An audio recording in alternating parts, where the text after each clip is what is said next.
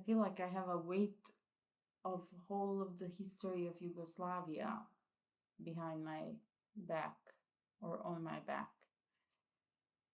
So here we are again, you and me. It's like solitary confinement with this camera. Hello. So before I start this vlog, I want to make several remarks. One of them is regarding the video I uploaded yesterday. I noticed during the editing that the lighting was bad, but I didn't think that it would look that bad when I upload it on YouTube. However, it looks really bad. So for those of you who have seen the video, for those of you who haven't, this might be a commercial for you to click one video back and watch it so I can get extra views. I also noticed that I look like I have smudged chocolate in several areas on my face. And when I was editing at one point, I stood up and went to the mirror to check if I have something on my face. But I don't. I guess it's a shadow or something. I don't know what it was. It just like here above my lip, I look like I have something smudged, and then here above my eyebrow as well. So in case you want to see me talking about very serious books while looking like I have smudged chocolate on my face, then click one video before this one. So now that's out of the way. Second thing I wanted to talk about is the Bola book by Pajtim Statovci. I have been saying Statovci, but I think it's Statovci. I'm not sure. I was watching some interview with him after I made that video, and I was like, oops, did I mispronounce this? Did I behave like a total micro-colonialist Serb and pronounce it the way we would pronounce it in Serbian? So please forgive, that was not intentional. I wanted to say that I know that I haven't really addressed many parts in this book, or many important topics that it covers.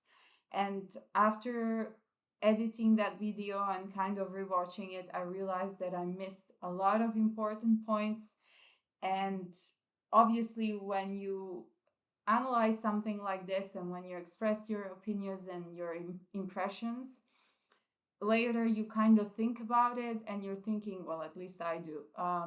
What else could I have said, or how better I could have formulated these impressions that the book has left on me. But in the end, that video, it is what it is, and I will not be adding anything more. But I am thinking, because of that, to maybe start a book club. And I would start it on a Patreon for the communication. I think it's the easiest thing to use for communication. However, it will not have these like payment methods. I think you can choose like a payment method that's going to be €0. So if I do that, then I would add the books that I'm reading, and I would open like chat options for anyone who wants to join, who wants to read, and wants to share their experience with the book that we will be choosing for the book club. So that will be open for everyone to access at any point. If I end up doing that, I will definitely leave the link in the description, and I will let you know when that happens and what books we will be reading. And second thing I want to say that is also related to this book and is connected to the opinions more like messages that I received from some of my friends who watched the video. They know who they are. Hello. And I was really happy that they found, first of all, time to watch, because I know that they're very busy. And there is also a time difference for one of them. and she knows who she is. And I was very happy that they found the book, that they connected to the way I approached analyzing Bola, and that they were quite intrigued by the narrative of the book and that they would want to read it. So thank you for watching, and thank you for finding the time also to send me feedback, and that the feedback after all was positive, so that makes me very happy. If at least one person picks up one of the books that I review here, I will be a very happy woman. So that's it for the overall updates. Now I'm gonna talk about the second book. Let me sip some water. Second book, and that is Andrea Jeftanovic's Theater of War. In my previous video where I announced these books, I said that she was a Croatian, well, that her father was from Croatia, but actually her father is Serbian and her mother is Bulgarian Jew. And I found that information on Wikipedia. Whether it's correct, I am not sure, but that's something that I found there, and I guess I just wanted to correct myself.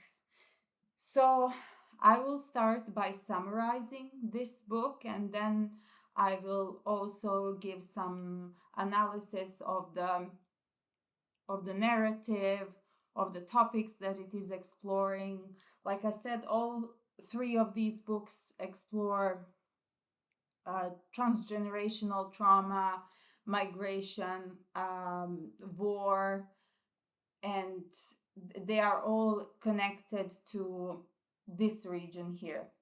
Excuse me. So, Andrea Jeftanovic, she was born in Chile, and she grew up, I think, during Pinochet's dictatorship in Chile. I think she was born in 1970 or 1972. Does it say? Yeah, 1970. And she holds a PhD in Latin American literature at the University of California, Berkeley. She has received awards, including the Chilean Art Critics Reading Council Award. Okay, so what is this book about? It's written from a perspective of the narrator, whose name we are actually not told up until like page, I think, 153, so 10 pages before the actual ending culminates. And I found that very interesting. Although we learn, if you read the blurb, in the blurb you will find what is the name of the narrator. So her name is Tamara, and she is telling the story of her childhood, but also the story of her parents' childhoods, or more, she's more focused on her father, as he's sort of the main figure who has influenced her and affected her life, first as a child and then as an adult. Although her mother also plays an important role, but she doesn't really deconstruct her childhood or her life prior her birth so much. So we are first encountering her in this period when she's a child, and she is living with her parents, and she is describing this antagonism, and not only antagonism, but I would say like neglect and violence that exists in the home. And this neglect, first of all, comes from poverty, and then it comes from their parents kind of being these completely self-absorbed, selfish humans who are exposing their children to the conflict that exists between them, but they're exposing them in a way that the child is drawn inside the conflict as the both parents are trying to get the children on their side. So Tamara is kind of exploring this period of her life, which is like the foundation for the formation of her personality and in adulthood. And she is describing how her father is constantly having these nightmares. He's dreaming over and over of the same things when that he experienced during the war. It is not said which war it is, but later in the book, like, you can figure out that her father survived Second World War and migrated later to another continent. Like, a country is never specified. Again, like in Bola, a country is never specified, and she never says which country he migrated from. It just says that he lived on an island at one point. She finds out that his family comes from an island, from this country, from another continent. So everything is like in this vague sort of way represented. And I guess this can be anywhere in the world, but considering her background, I'm sure that that is pretty much set in Yugoslavia or today's Croatia. So she goes into like greater details of this relationship. She, as a child, she's discovering slowly family secrets that the parents are trying to keep away from her, from the children, including her and her siblings. She slowly discovers that why there is like a rift, a chasm between her and her siblings, and she finds out that her father is not the father of her siblings as well. So then we learn that her father has left the family behind, his paternal and maternal family behind in his home country or his country of origin, and he doesn't communicate with them. And she doesn't know anything about them until one day a letter comes, is delivered, and it's actually a letter from his twin brother.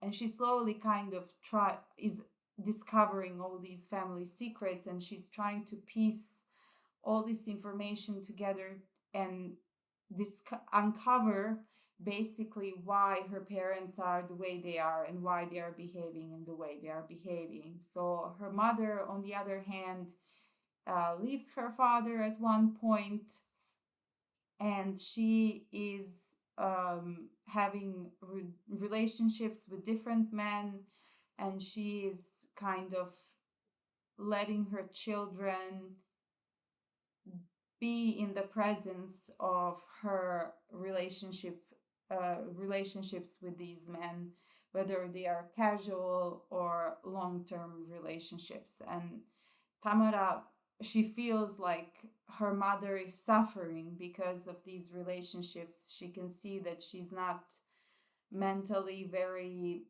stable. She's in a lot of pain and anguish, but she doesn't really know what's going on. So she's exploring this, and as she grows up, the relationship with her parents changes a little bit. She kind of is running away from them, and she enters adulthood, goes to university, meets some people there, but at the same time, her family and her father and the traumas that he had as a child due to war that are transferred to her, they are there, like they're always at the back of her mind. And you can see that she's struggling and she's trying to connect with other people, but she finds it very difficult to open up. In come Franz. Franz is a young student, and she falls in love with him. They start seeing each other, and they kind of develop a close relationship, and she feels like he's the only one that she can have this genuine connection with. But at the same time, she is She also doesn't trust him because she soon realizes that he's also sleeping with many other women. And I'm not sure at any point whether that was made clear to her or she kind of finds out and he's doing it behind her back. Like things are a little bit vague. She doesn't really explicitly write. Jeftanovic doesn't write in this like straightforward language, but it's like hidden in a lot of metaphors and a lot of different language tricks that she's using to paint the mostly the emotions and the scenes that are happening in her life. And that's another thing. I feel like Jeftanovic, she's a brilliant writer. She's able to convey the scenes that particular scenes that we see in the book in great detail, but it's not one of those explanations that drag and can be quite detailed and boring, but she does it in a very, very precise way, I would say. And it keeps the reader's attention, or at least it kept my attention. What else did I want to say? Yes, so in the second part, it's this kind of early adulthood. And then the third part of the book is a play that she's writing about her life, mostly about her childhood and relationship with her parents and other important people that she met in her life who kind of left an imprint on her. And in that part, she's kind of going back and forth between the memories that she has of her parents as if she wants to like rewrite those memories. So she's writing these like chapters where you can her parents are at the same time children, but they are also old people. And she's trying to kind of course correct moments with her mother and father that she wished she have done differently, like things she would have said to them or done things differently. And in that way, you see how she still hasn't grieved properly the death of both of her parents. In the third part, she also goes to the home country of her father and she meets his twin brother and she finally learns what actually happened during the Second World War, what kind of trauma her father went through, and why was he suffering so much and why was he in so much pain and anguish that he refused at any point to kind of address these issues. I'm sorry, I pushed the table with my legs. I'm gonna move a little bit forward. So yeah, what else did I want to say? I think this book is really good if you are looking to explore how parents unknowingly transfer their own traumas onto children. I would say that it has a lot of trigger warnings. I obviously didn't mention this before, but I will write it as a small title underneath so you can know that it explores subjects of war, obviously, civilian death, suicide, domestic abuse, parental neglect. All of these things are in the book. So if it is something that you don't feel particularly ready to read about, then I wouldn't advise that you pick it up. But otherwise, it was a really good book. It was a really good and satisfactory read for me. And on the other hand, I also want to say that because I was reading some other books for my PhD and I was doing other things, I had some other obligations, I didn't read this in one sitting. And I think in that way I did the disservice to the book because the book can be read like in a day or two or three. It's very short, it's 160 pages, but at the same time, it's so packed with all of these extremely troubling human behaviors and human histories that I wouldn't really advise it to be. I mean, I guess it depends. I wouldn't have felt comfortable to read it in such a short time. But yeah, it took me a while. I think I picked it up and then I put it down several times. So I think I did it a little bit of a disservice in that way. So next book that I will be reading is Rezalište by Igor Štix, and that one is not translated to English. And maybe this way some of the publishers see, or if you spread the word, I will give my review, but I expect that it won't be a disappointment. I think it's like it will follow nicely and it will fall in line with these previous two books that I read. So thank you so much for being here with me, and I hope to see you in the next video, and stay safe, and we read Rezalište by Štix next one. Bye.